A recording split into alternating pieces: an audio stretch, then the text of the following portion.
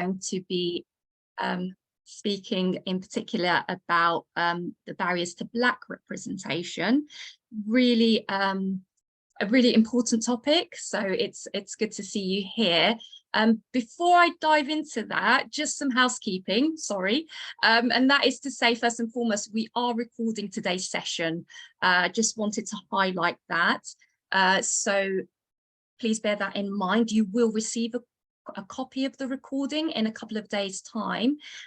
We are really keen to get you involved. So as we go through today, if you have any questions and answers, please use the question and answer box, not the chat. For that, I won't be looking at the chat, so please bear that in mind. If you want to remain anonymous, it's very easy to do that on Zoom. You can check that button and you can keep your questions anonymous.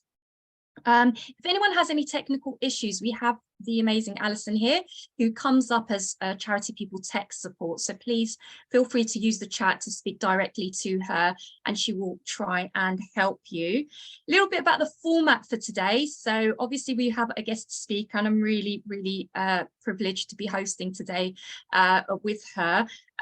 We will go through 6 questions, but during each question, if you want to ask, then we don't have to go to the next question. You know, if there's something that you would like to pose to our wonderful speaker, then please feel free to use that feature.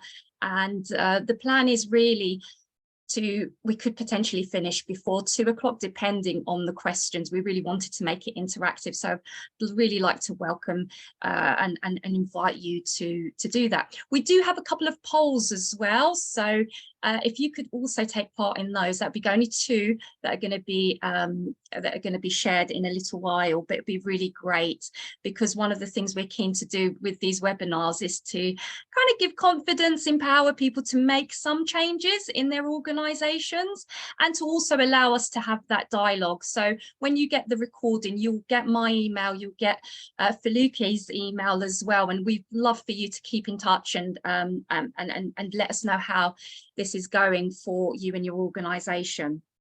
Without further ado, all that's done now.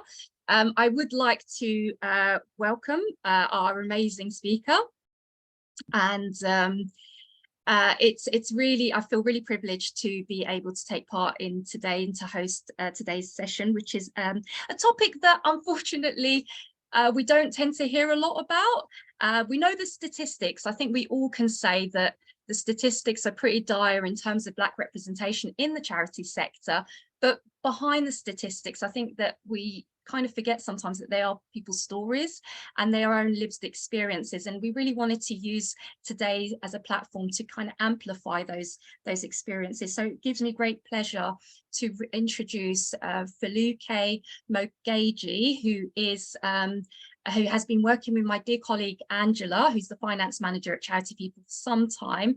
And I have learned a lot about Foluke, about her experiences, and I just think it's going to be great that she has agreed to share that with everyone here today. So Foluke started her career over 20 years ago as an accountant in Nigeria, and she came to the UK, started as a finance assistant with non-profit sector, and has made her way up the ladder, so to speak. And it will be really great to learn a little bit more about her experiences. So without further ado, I'd like to welcome you. And I suppose the first question is to just tell us a little bit more about yourself and your background in terms of your career. Thanks very much, Hanan. And I'm really privileged to be before everyone this afternoon. I do hope that whatever I say today or whatever I share will benefit the whole group. And I'm quite excited about it. And I'm happy to take any questions, just as Hanan had said. So just quickly, I kicked off my career as a junior auditor, analyzing receipts and payments. Back in those days, there weren't many computers, and so we did a lot of that stuff manually. And so that humbling experience really built in me the accountancy detail, as it were. And at that point in time, I'd risen to the position of audit supervisor, leading on audits in various sectors, whether it's the banking sector or the not or the insurance, hotels, everything. I did everything basically, just doing the basic audits, preparing financial statements. Computers came along by the way, but it was quite a humbling experience. From then on, I moved, I relocated back to the UK, and I started off in doing some volunteering in local audit. I did qualify as a chartered accountant from the Institute of Chartered Accountants of Nigeria. And when I relocated to the UK in '97, I wanted to also expand my skills, and I also started off with studying ACCA as well. Within that time, I had volunteered for a local audit firm in East London, just trying to increase my skills in auditing, being in a different environment. From then on, I went on to work for a private art company based in East London. My break in the charity sector came in 2001, where I landed a job at an organization called HealthLink Worldwide. They were based somewhere around the city, around Aldgate, and I worked there as a finance officer. And a break further came for me in being promoted to the role of head of finance and administration. And from then on, it was going on and on and on. From there, I went on to another organization based also out of East London. That was a local national charity called Origin. I worked there as their finance and admin director. But my most interesting years were working for the international NGO, for an international NGO company called International Medical Corps UK, where I joined them as their director for finance and administration. And I was there for 10 years. I traveled to many places, working at country level. So that was also a humbling experience, which I enjoyed very much. It brought the work that we did and down to earth for me.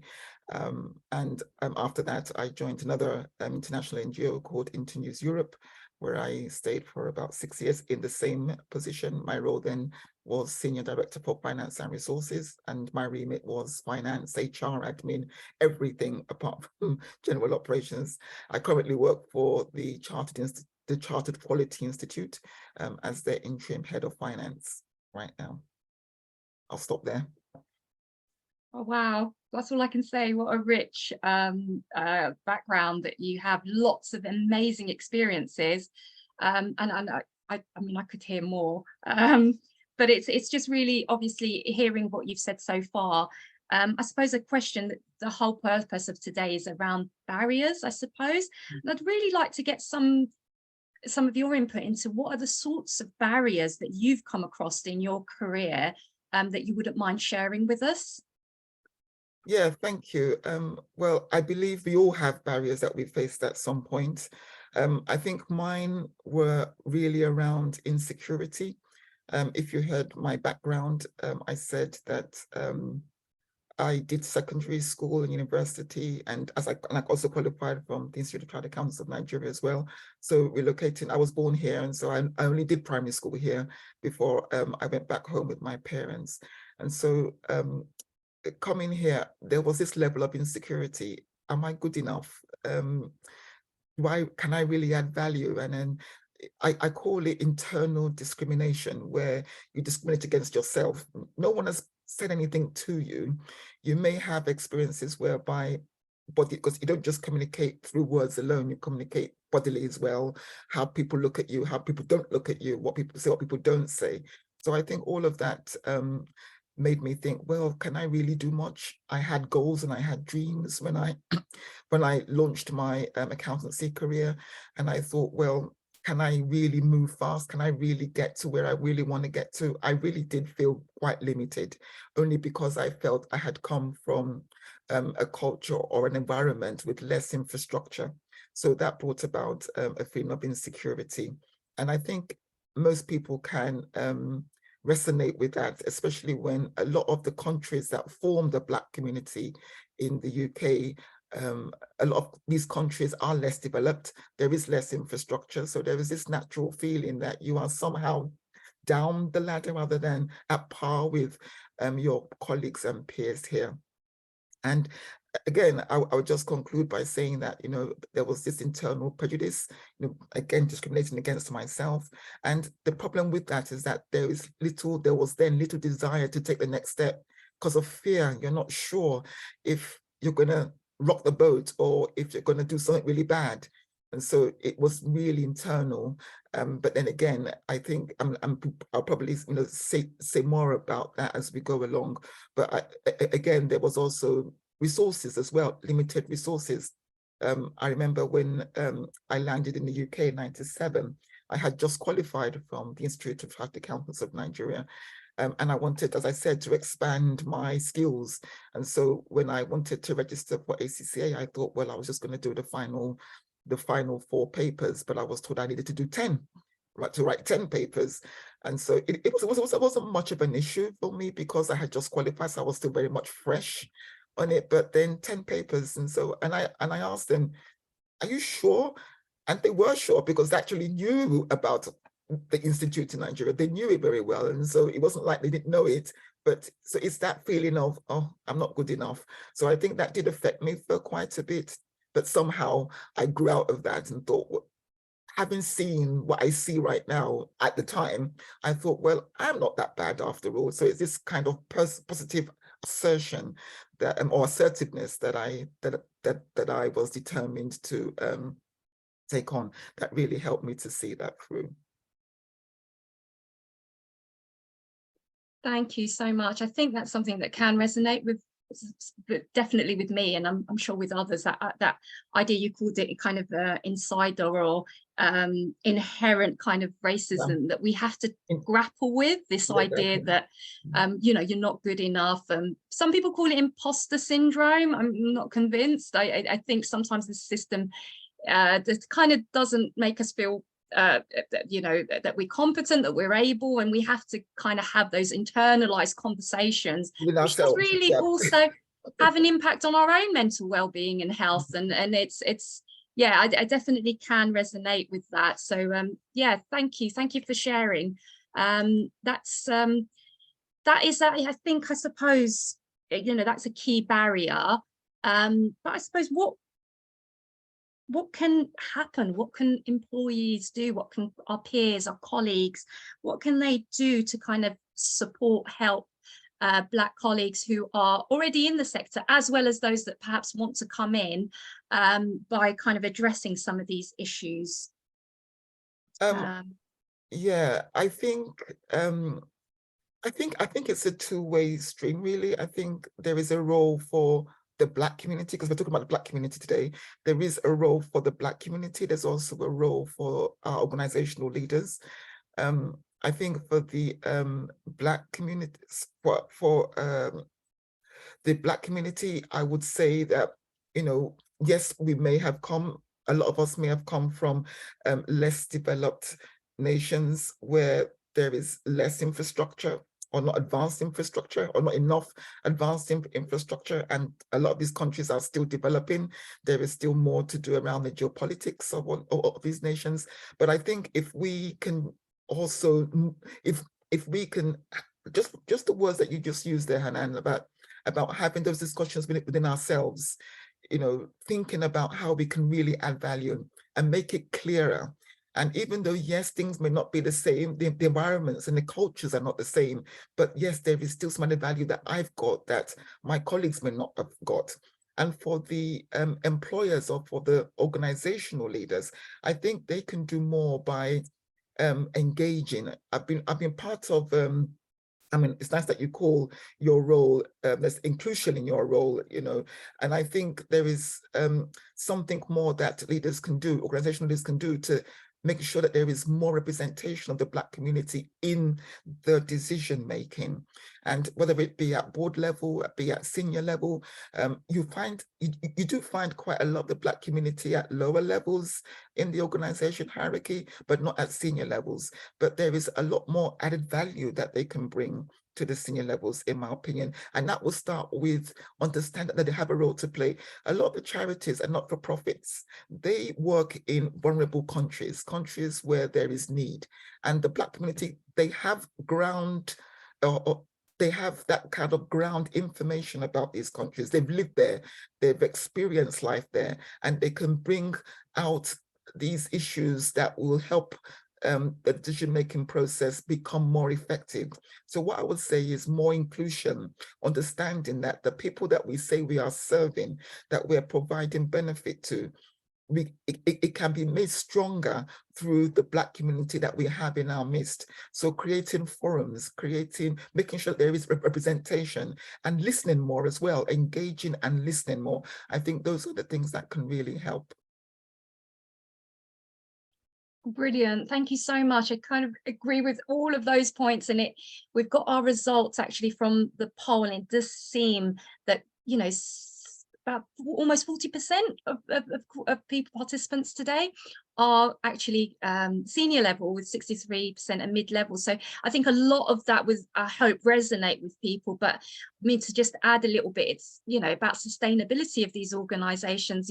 There is a kind of, and it's essential that we are reflective of the communities that we serve, not only in an international context, but here, obviously, in the UK as well. I think it's really important that we have that representation at trustee level, at volunteer level, at you know, staff level, every sort of level. And the onus is on organisations, I think, to be more proactive in going out there and engaging and discussing and making changes to kind of recruitment and cultural changes within an organisation to ensure that they retain Black talent in particular. So thank you so much for answering that question. I suppose one of the questions that we spend a lot of time discussing, and we could talk about this a lot, but I mean, why do you think there is, over the years, why do you think there has been and there continues to be quite kind of chronic underrepresentation of Black people in the charity and non-profit sector?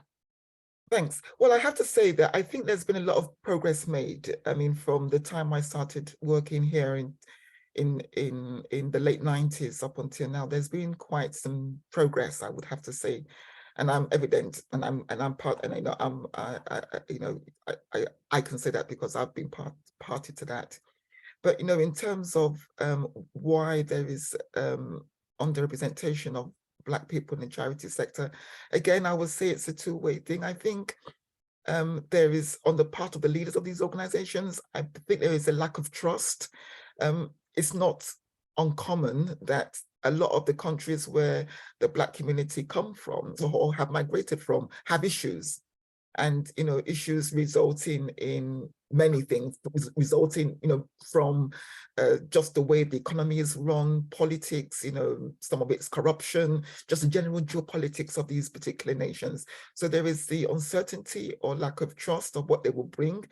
If I just share my personal experience, at times I think, even if for those of us who may be at the top or who have been somewhere near the top, mid-manager to senior level, at times we get the feeling that people still don't trust you. You're there, but there is this body language about them that and I studied, and I did psychology as well. I studied psychology, and I studied not just what people say verbally, I also study how they look at you and they don't look at you. And I read all of that, and I just feel there's just a lack of trust, because they think, well, what have you got to say? What's your background? What's this and what's that?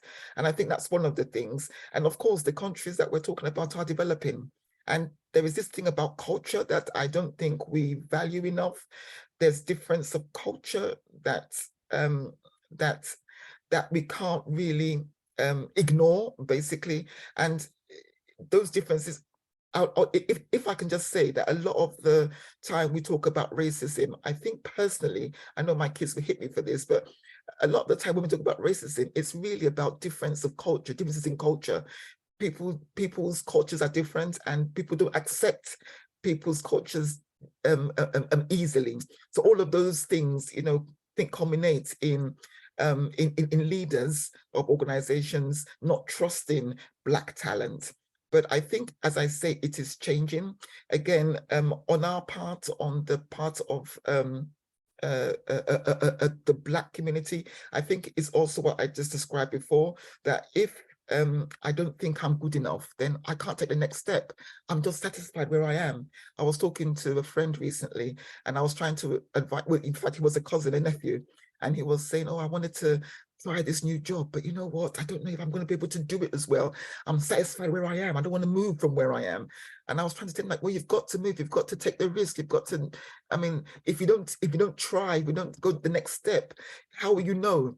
But you know, we actually ended the conversation by saying, you know what, I'm just satisfied where I am. So talking about underrepresentation, it can be done if people come out of their shells the more. So there's a role for us to play as well.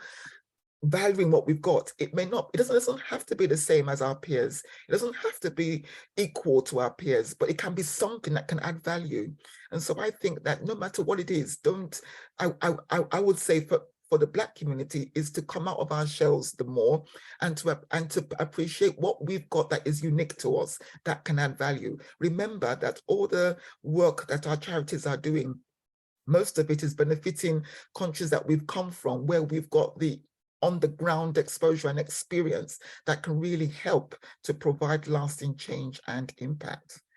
I can go on, but I'll stop there. Thank you. That's really great to hear from you. And I think it's a two-way street, isn't it? It's definitely some things about, you know, us being courageous, which can be really difficult, and taking that step. I think that I would agree with the point that you made about things are beginning to change. For too long, charity leaders, like the rest of a society, you know, the attitude towards racism was that we're not racist, and the idea that it's only that people who are right wing, for example, or those that are blatantly racist. Well, I think we're beginning to, under the last couple of years with the Black Lives Matter, we're beginning to understand that that's not how racism works. Yes. Racism is very insidious. It's very inherent in our organizations, our institutions, and it's not blunt anymore. You know, you can experience racism without actually being called, you know, any name, derogatory names, yes. Right? So I think, you know, now there's an understanding, you know, and I think that needs to be developed by our, you know, leaders in the charity sector, that, you know, you've got to ensure that you are proactive and that you are tackling, dismantling, you know, racism. And the problem is that if you don't do that, people will not feel comfortable in your organizations. And then it's like a loop, isn't it? Because then if I don't see someone that looks like me, for example, in an organization, that might not really be encouraging for me to apply. Right, and so it becomes that thing of, oh, I'll go elsewhere, I'll go to the private sector. You know, it's problematic, and it's not something that can be solved overnight. 100%. I think that's a very important point to make there, because we see these things as something that's solvable easily, and it's not. It's not. There are bigger issues. There's a lot of history, a lot of background, and you know, and people are complex. And so I just think that it's something that we all have to do our bit, basically, to make it work. Brilliant. Thank you. I have an amazing question for you by Nabila. Thank you so much for sharing this. It says, how can a person share their views about representation and cultural differences to senior leaders when it is seen as just being you who has issues? And she's put that in inverted commas. So you are perceived as a troublemaker. And she's added here, this is their words, not mine.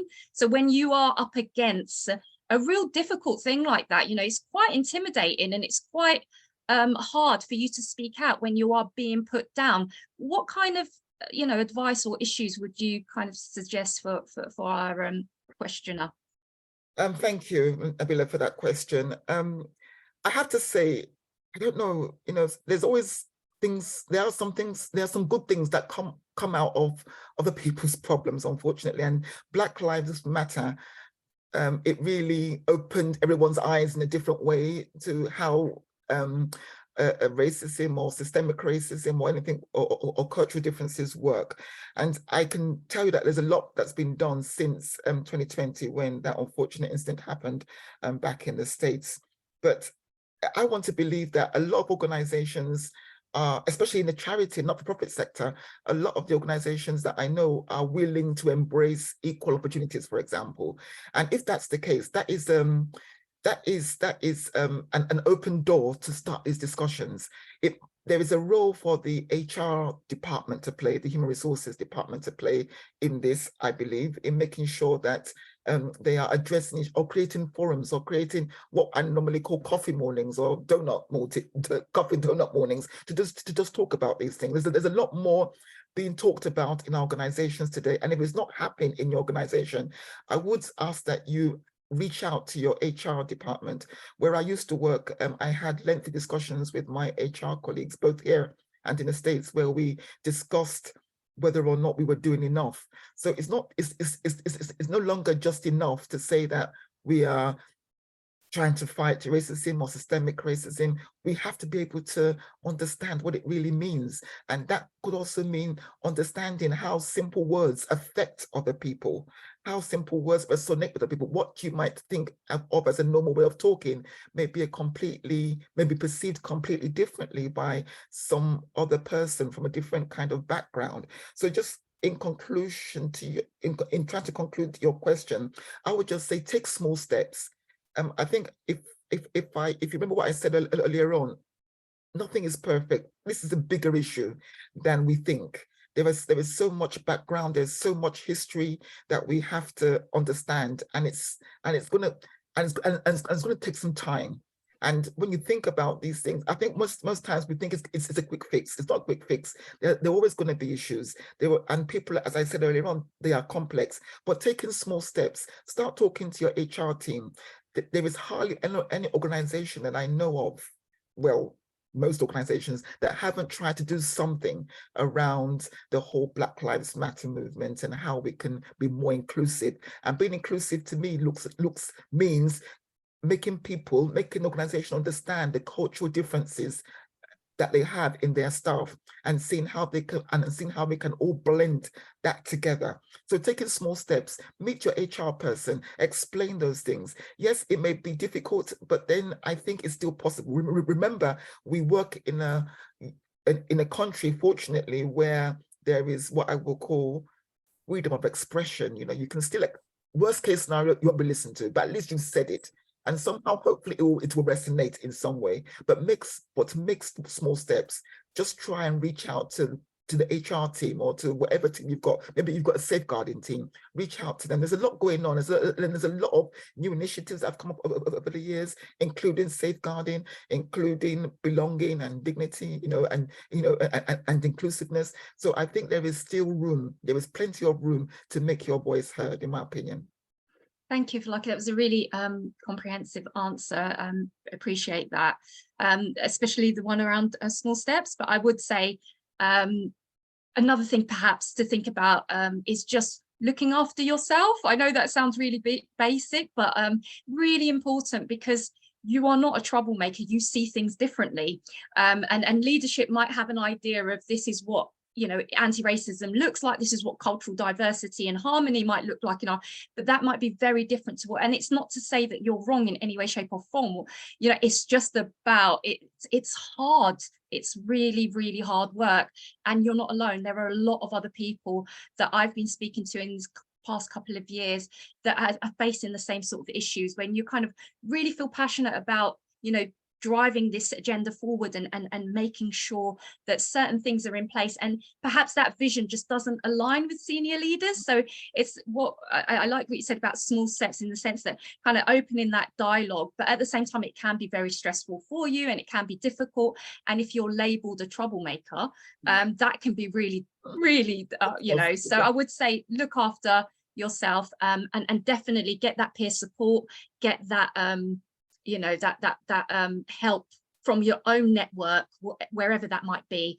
So I know like organizations are setting up staff support networks and stuff like that, but it's up to you to decide best ways to deal with it. Okay. Okay, so here I've got a question about, so what do you do if HR service is outsourced and favors the organization rather than the employees? Because this is happening quite a lot. I'm surprised at how much HR is just being outsourced. Yeah, that's a really good question. I would have thought that it may be the case in a couple of cases, but I think a lot of HR is being brought in-house, and rightly so. Or how is that external HR resource going to really get to the heart of the matter for these kind of issues? But assuming that is the case, I think there are, again, I will talk about small steps again. There has to be some in-house representative that you can go to. The whole HR role might be outsourced, because I remember a company that I do know, right, you're quite right, whose HR is outsourced, but there is somebody in-house where you can talk to. It could be a director, it could be a finance or admin director, or maybe some kind of business director, but there has to be somebody that is overseeing that outsourced role. So the role is outsourced, but there's somebody else overseeing it. It can't just be externally siloed. There has to be some connection, and is that person that is connected to it in-house that would be the right person to talk to. And now, having said that, I'm not saying it's easy. If you are like me, I'm like an introverted kind of person. I don't like, like, I don't know, nobody was talking about being as a troublemaker. I'll probably find that difficult, and that would really put me in my shell. But, I think we have to do something. So we can't just fold our arms and do nothing. And I do want us to make sure that we understand that there is a role for us to play as well, because we don't live in a perfect world. The world is not perfect. Things are not perfect, and we can't assume that everything will just fall into place. So there has to be somebody that you can express. Remember, organizations here in the UK, they are very delicate. They know that they have to follow certain rules, certain laws, certain things define how we work here. So there must be something that can be done, and you might even be the right person to bring it up. If nothing has been in place, you may be the right person to start it off. But yes, something make the first step, I would say. Thank you so much. Thanks for that answer. I'm going to the next question that I have on my list, and that's about the impact. So what do you think happens if, things don't change and there isn't an increase in representation? What is the impact on the charity sector for not being more open, inclusive of Black representation? Well, I think for me, the impact, when you look at what the missions or the vision statements of the charity and not-for-profit sector are, they are benefiting a wide range of people worldwide, not just the people in Great Britain, for example. So they have a far-reaching mission. And I think the impact of not being more inclusive is you don't really achieve that mission. Coming from a less developed country, although I like to see Nigeria as more developed, but of course, it's not as developed as the UK. And whether or not we've got the potential to do so is something else. But what I think is really important is that you've got the Black community who can really enable lasting change coming out of your mission or your objectives or aims and objectives. And I think the Black community has a very imperative role to play in achieving lasting impact. Most times, and I think the sector, the funding sector, the donors to the sector, those who are funding the sector, they are looking for impact in this day and age. It's no more about numbers of people you're able to feed or provide homes for. It's more, what is the lasting impact? How will Africa's world change for the better? And I think for that to happen, for there to be lasting impact and lasting change, there has to be some representation at senior level and at board level, not just internal senior level, but at board level as well. I think if there is less inclusion, there will be restriction of mindset as to how impact should look like, as to how change should look like. And if you are, it's very simple. I don't think it's difficult at all. It's just that we just need to change our mindset. If you want to help somebody in a different country, whether it's in Asia or if it's in Africa, you have to learn the culture of that country. And similarly, if you want to live here, you have to learn the culture that resides here. And so understanding the culture will be further enhanced by being more inclusive to the Black community, in my opinion. And what does that mean? Getting them more involved, making decisions that have brought in their expertise, putting them into discussion forums, getting their ideas of things, getting their ideas of understanding their culture. Most times we want to put the culture, fit the UK culture into these other cultures, and it doesn't always work. You know, there's a way safeguarding is understood. How we deal with gender equality here in the UK probably doesn't resonate elsewhere in the countries that we seek to serve. And so understanding all of these things can be further enhanced by including the Black community people, members, who can give ideas as to how these things can bring about more lasting change and impact. Because as I said, culture is important, and culture plays a huge role in moving lasting change forward. Absolutely. Oh my goodness. Yeah, it was such a passionate response, and I found myself just constantly nodding along, because I think every issue you brought up is absolutely true. I think it benefits as a charity. We would, you know, if everyone, I suppose, looked like me and thought like me, it'd be a boring world, wouldn't it? You know, actually engaging with people who have different outlooks, who have different solutions to problems, people that understand the nuances of things, are more likely to actually solve and bring about lasting change. So I do like that. I think it's so important that, you know, charities and others really make the efforts to ensure more involvement of the Black community for all these positive reasons. So thank you so much. I have another question. Thank you so much to this anonymous attendee. They write, totally agree with non-verbal communication and body language, as Foluke mentioned. Gone are the days when racism is shown directly. I know from what I have seen and heard, the unspoken language is more dangerous and it is being brushed under the carpet. Foluke, how did you break into the SMT coming from Nigeria and working for a large organization? I often feel, coming from a different country and culture, I have to constantly apologize to my manager when I need to raise a point. Thank you. Yeah, thank you. Thank you for that question. And one of the things I wanted to say is, earlier on I talked about insecurity on my part, and I think what the insecurity did for me is that as I said, it puts me, you know, into a shell, as it were, and I felt it was difficult for me to respond. I think in trying to trying to deal with this issue around body language, I think I have, and this is my personal experience, and if you heard me before, I said I often argue with my children. I have adult sons, and I argue with them because they think that I'm just not flowing with the world, basically. I also see things from the other person's perspective. And I don't just always think about how I'm feeling.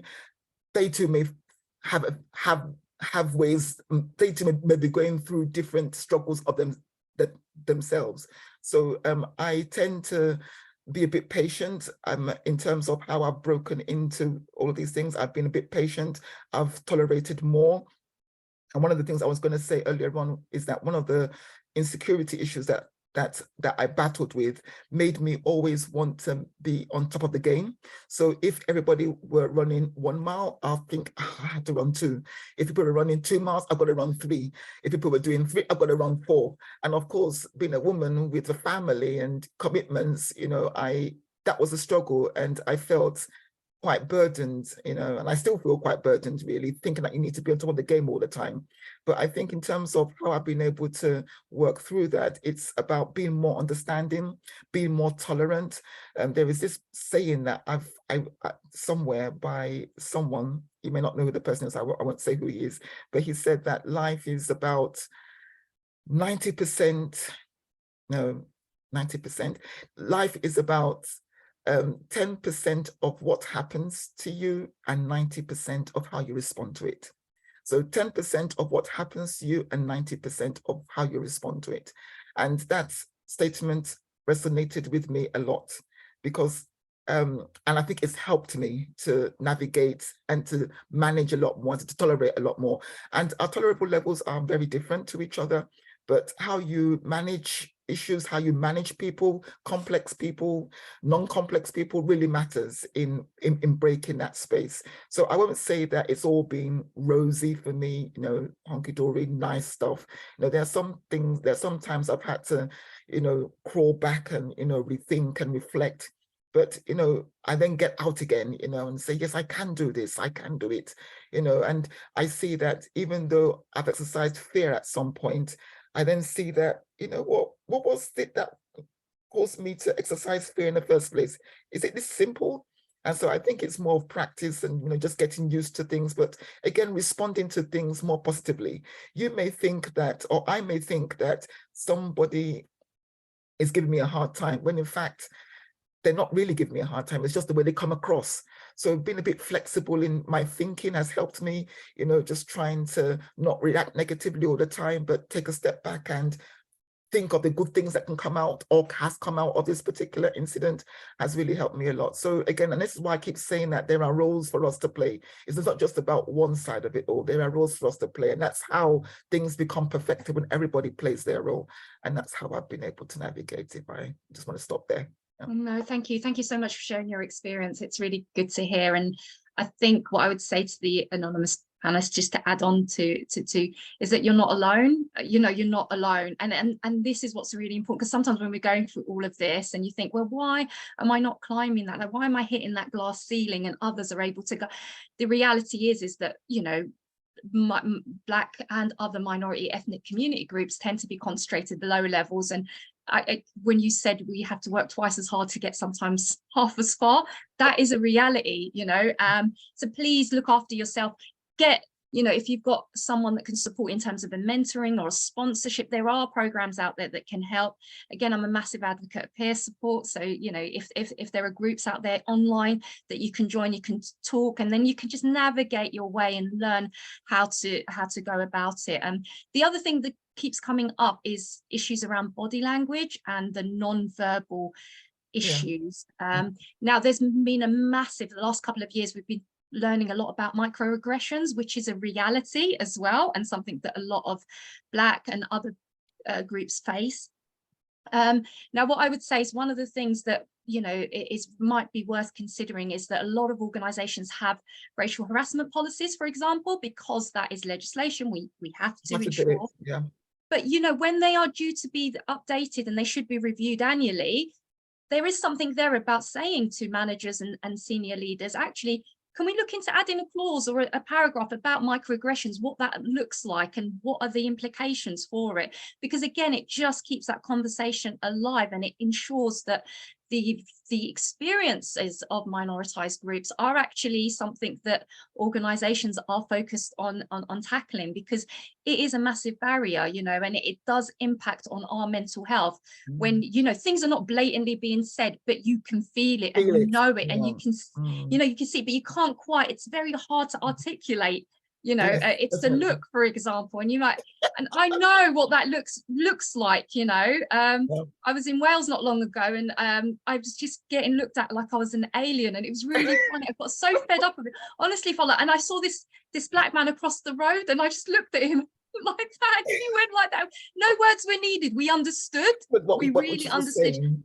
So again, it's like just highlighting these issues can help make work a little bit better for us, or can highlight the issues that are really impacting on us. So impact, I think we've done a lot about that, and I think it's great. The penultimate question, so number 5, Foluke, we've got here: if there are organizational leads and heads or allies in the audience, what advice would you give them to ensure that they remove barriers to employment and can work towards retaining Black staff? Well, thanks for that question. I think there are many, to be honest. And I think, first of all, it's understanding that there are inherent limitations that characterize the Black community. And as I said, it's not just enough to say that we embrace equality. There has to be some deeper understanding of the real issues. I will always commend a previous chief executive that I had in one of my last jobs. And I noticed something about her. When we were in this public forum of many people, especially during the pandemic when we were all online, she would purposefully keep quiet. She won't say anything. She would say very little. She would only talk when she's asked to talk. And I've known others who can't stop talking. And so the reason why I'm bringing up her style was her not talking gave others a lot more confidence in putting their views forward. And I have to say it again, and this is from my personal, and it may not be the case for every one of us on this call, but for me, you know, I feel a bit, I could feel a bit intimidated sometimes when I'm in a group of people who are very fluent in the way they talk, you know, who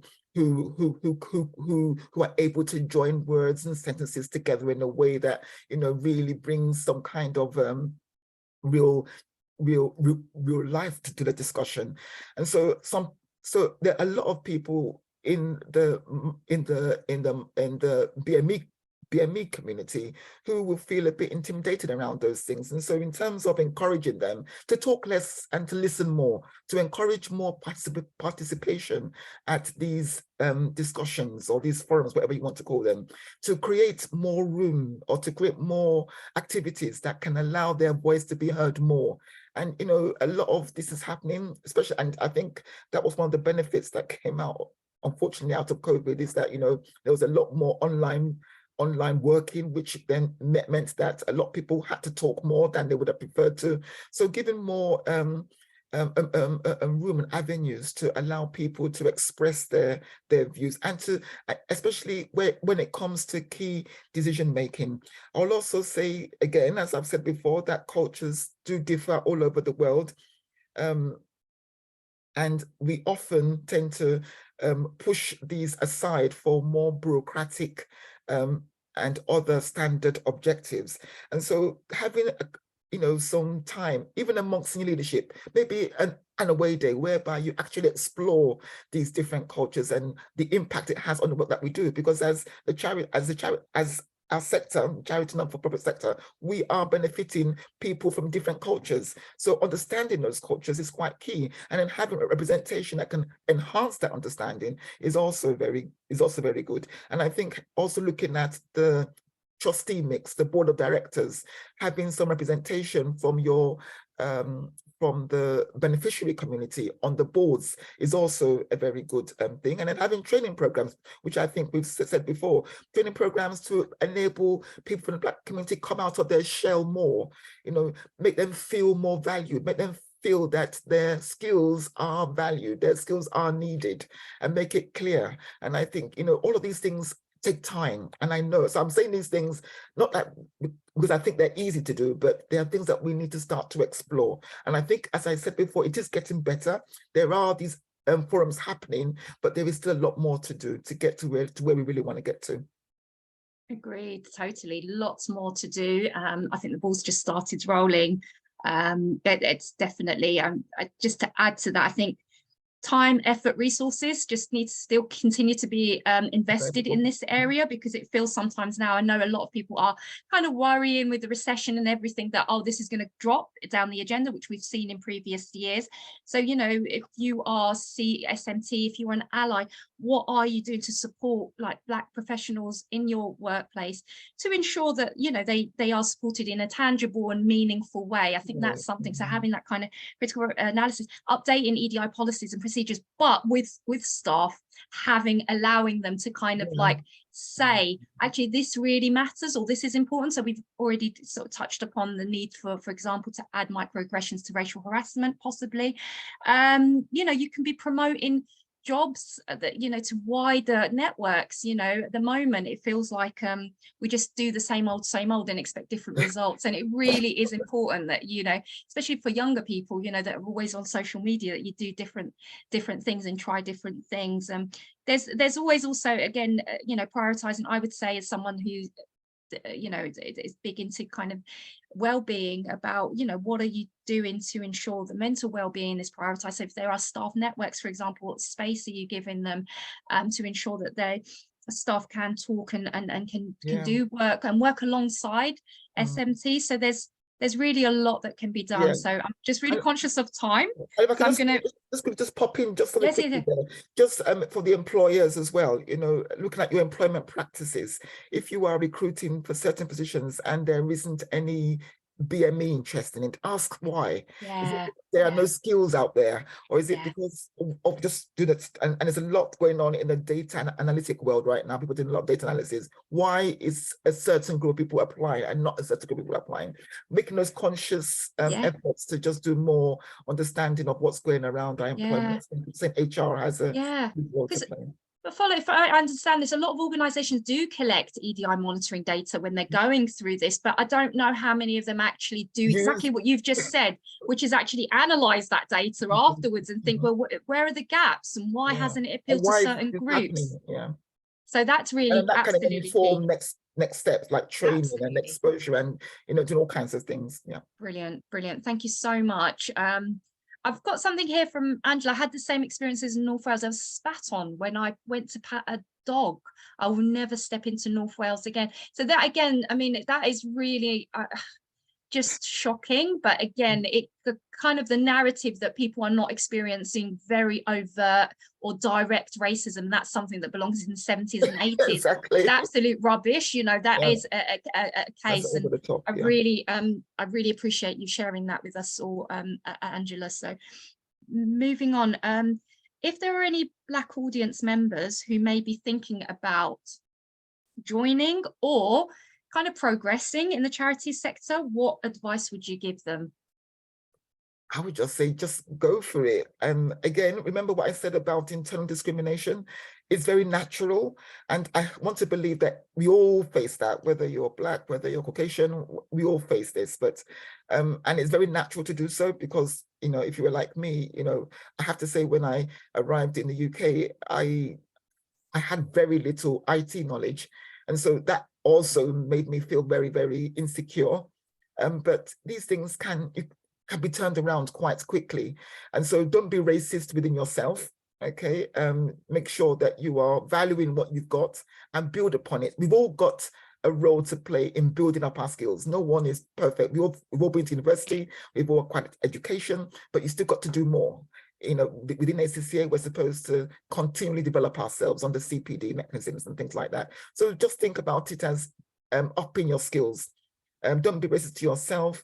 There isn't anything new under the sun. A lot of the things that we call racism or systemic racism, I really want to believe that a good component of it, I know there are some exceptions, but a good component of it has to do with just cultural differences and just understand that people are just different and be more tolerable while at the same time still aiming for your goal, for my goals. I talked about, you know, reacting to things in a way that can bring a lot more positivity. When I talked about the 10% is what happens to you, and the 90% is how you react to it. Just trying to be a bit more accommodating. I think I want to just end by just saying this, that as we are saying that there is underrepresentation of the Black community in the charity not-for-profit sector, they are also, when I say they, our leaders in the sectors are also saying other things about whether or not they've got the tools to accommodate our needs as well. So it's as you said, it's a two-way street. So let's understand that there are roles to play on both sides. But let's take, because I like the question that was asked before about what happens if you can't really make those moves, if you can't really put those thoughts forward. We live in a country whereby the avenues are there. It may not be the same across all organizations, but there will be something that you can do. And so I would just say, just go for it. Just speak to somebody, just say this, and just explain, like I've said before, the impact this change will have on the mission of the company. Not just about, it's not just about you or me, it's about how we can bring about lasting change overall. So these things have to happen for our missions to be accomplished.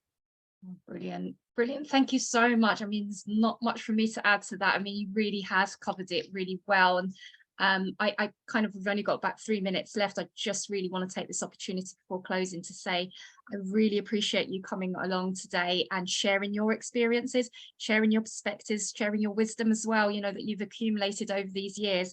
It really is important, specifically because, like I've alluded to, and as some of the people in the audience have said, sometimes it feels like it's an upward battle and we're on our own, and it doesn't feel like we're kind of getting anywhere, but you're not alone. And feel free, please, to contact us afterwards if you want to. We at Charity People, I would love to carry on doing these sorts of webinars, because I think we don't have enough forums where we kind of explore these issues, and it would be great if we could continue to join us and we can get more people involved, and do much more learning, because obviously, as you've said, this isn't something that's a quick fix. It's going to take time, and we all need to kind of consistently be learning about it. So with that, I am going to say, I don't think there were any more questions. I'm just going to check that box. I think there's, oh, are you planning to do a seminar with more like at CFG? That's Charity Finance Group. I think that's for you, Follow. That quick question before we finish.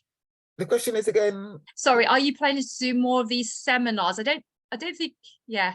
I don't have anything planned, but it's something that's very, very dear to my heart. I believe in change, basically, and you know, change will only happen when you are all contributing, when you're all doing your bit.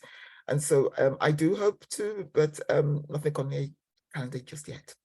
Well, if you do, I'll definitely be signed up, and I think other people will. It'd be great to hear from you some more. So thank you for that. Thank you also to all of you. I know how busy life is and how work it kind of dominates everything. The fact that you've taken time out to come here today really means a lot, and I think it's really kind of shows your interest in and your opinion. And just to echo what Foluke said, I really think we all have a part to play in this together, working with one another. So thank you so much. If you take anything back and are able to make any change, let us know. Keep in touch. You will get a recording of today, and again, keep an eye on our socials, and we'll let you know when hopefully we'll do something similar next quarter possibly. But with that, I'd like to say thank you and goodbye. 1 minute before 2, so thank you very much, everybody. Nice thank you. Thanks, Hanan. Bye. Thank you.